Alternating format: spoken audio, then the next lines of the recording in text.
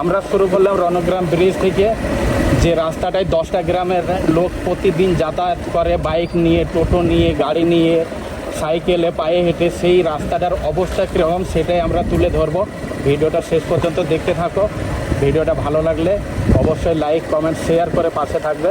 এই যে রাস্তার অবস্থা এখন থেকে দেখতে পেয়েছি যে কীরকম অবস্থা। এই যে রাস্তার অবস্থা, এতে বাইক চললে বাইকের ওয়েল সিল বাদ যাবে, সাসপেন্সার বাদ যাবে, প্রচুর কিছু খরচা আছে। সেই সমস্ত জিনিসগুলা তুলে ধরছি আমরা, যাতে করে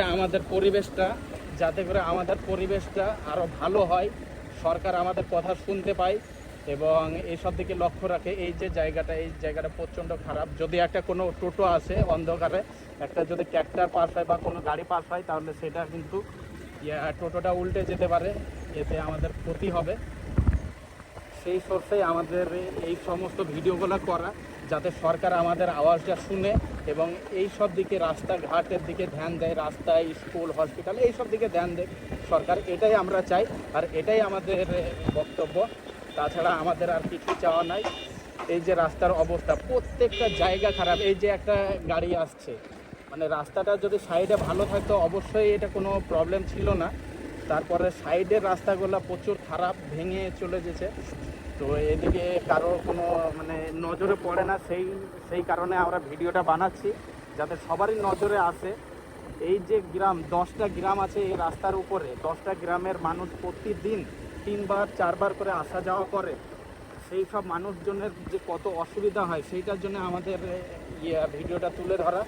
তো এটা কেউ নেগেটিভ মাইন্ডে না নিলেই ভালো হয়। এই যে আমরা এখন বাগানপাড়া ঢুকবো, যেটা ইন্দ্রহাটা বাগানপাড়া বলছে, সেখানে একটা মাদ্রাসা আছে।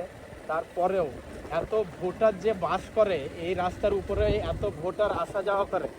আমার আইডিতে মোটামুটি 18 থেকে 20 হাজার ভোটার কিন্তু বাস করে এই রাস্তার উপরে, প্রতিদিন প্রতিনিয়ত যাওয়া আসা করে। তাদের জন্য অন্তত পক্ষে আমাদের গভর্নমেন্টের লক্ষ্য রাখা দরকার, যে আমরা সকলে ভোট দিচ্ছি, তারপর আমাদেরকে ভালো রাস্তা কেন প্রোভাইড করা হচ্ছে না? আমরা ডিজার্ভ করি তো, আমরা তো অন্য কিছু চাইছি না। আমরা চাইছি যে আমরা যে ট্যাক্স পেগুলো করছি, সেই ট্যাক্সের টাকাতে রাস্তাগুলো ঠিক করা হোক, হসপিটাল ঠিক করা হোক, স্কুল ঠিক করা হোক।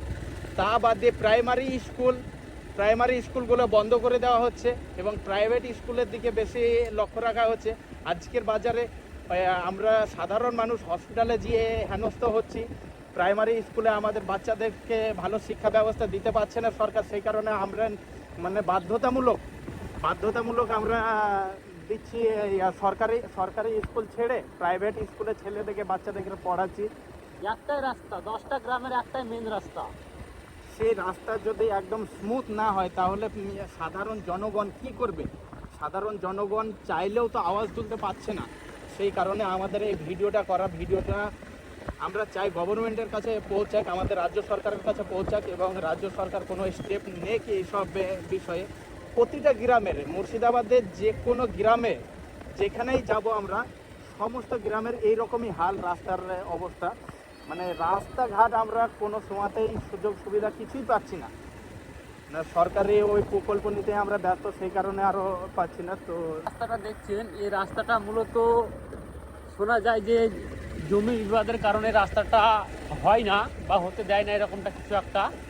তো এই রাস্তাটার জন্য মানুষের অনেক সমস্যা হয়, সাধারণ মানুষের অনেক সমস্যা হয় এবং যারা প্রেগনেন্সি থাকে যাদেরকে মানে হসপিটালে নিয়ে যাওয়া হয়, তাদের জন্য তো আরও বেশি খারাপ রাস্তা এটা।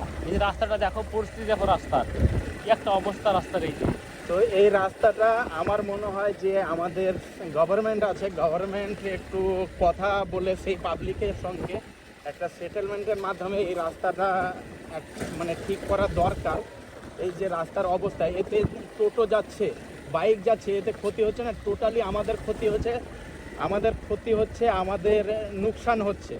সেটা সরকারের চোখে হয়তো পড়ে না, কেউ সেইভাবে কথা বলেনি এখনো পর্যন্ত। তো আমি তোমাদের কাছে একটাই রিকোয়েস্ট করতে চাই, যে এই ভিডিও দেখে এতটাই শেয়ার করো যাতে সেই ভিডিও আমাদের গভর্নমেন্টের কাছে, রাজ্য সরকারের কাছে পৌঁছায় এবং এই সব জিনিসগুলো দেখতে পায়, যারা আমরা প্রতিনিয়ত ভোট দিয়ে মাথায় তুলে রেখেছি তারা কি করছে আমাদের সঙ্গে, কি সুবিধা দিচ্ছে।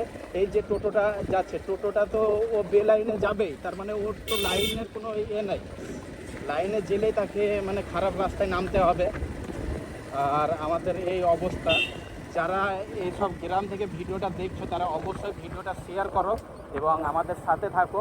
পরবর্তীতে ভিডিওটা শেষ করার পর আমরা রিভিউ দেবো পার্সেন্ট রাস্তা ঠিক আছে, কত পার্সেন্ট খারাপ আছে। তো এই রাস্তা দেখে আমার মনে হয় না যে পার্সেন্টেজ দেওয়া যাবে।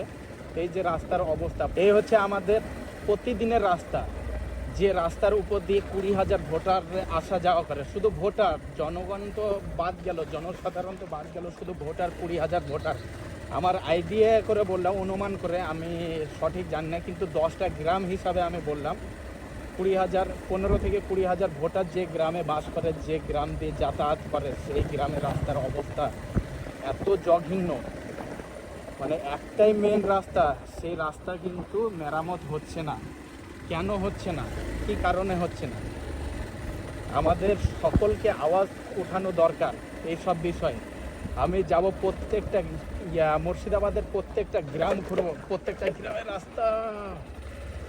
আর এতে আমার মনে হয় যদি একদিনে 4 বার আসা যাওয়া করা হয় তার মতন পরিশ্রম আর কিছু হবে না। বাইকে যদি 4 বার আসা যাওয়া করা হয়, সাইকেল তো দূরেই থাকলো। এই যে রাস্তার অবস্থা, সব মানুষ কিভাবে যাতায়াত করছে, কিভাবে বসবাস করছে, এটা কত কষ্ট সেটা আপনার বোঝা দরকার। গভর্নমেন্ট আপনাকে বলছে যে আপনার বোঝা দরকার। আপনি হাওয়াই চপ্পল পরে যে পথযাত্রা করছেন, হাওয়াই চপ্পল পরে আপনি মিটিং করছেন, হাওয়াই চপ্পল, আপনি ইতে হেলিকপ্টারে উঠছেন হাওয়াই চপ্পল পরে, আপনি হেঁটে আসুন, পথযাত্রা করুন এইসব রাস্তাতে, পথযাত্রা করুন আমাদের গ্রামের রাস্তাতে। বনগ্রাম থেকে আপনার বাগাছড়া অবধি যে রাস্তার পরিস্থিতিটা দেখে আমার বিচার অনুযায়ী আমি 5% দেবো। 5% ভালো আছে, বাকি 95% কিন্তু রাস্তা একদম জঘন্যভাবে খারাপ হয়ে আছে। তাতে আমি শুনে নেব আমার সঙ্গে মিনার হোসেন কত পার্সেন্ট দিতে চাই এই রাস্তাকে এবং কেন দিতে চাই।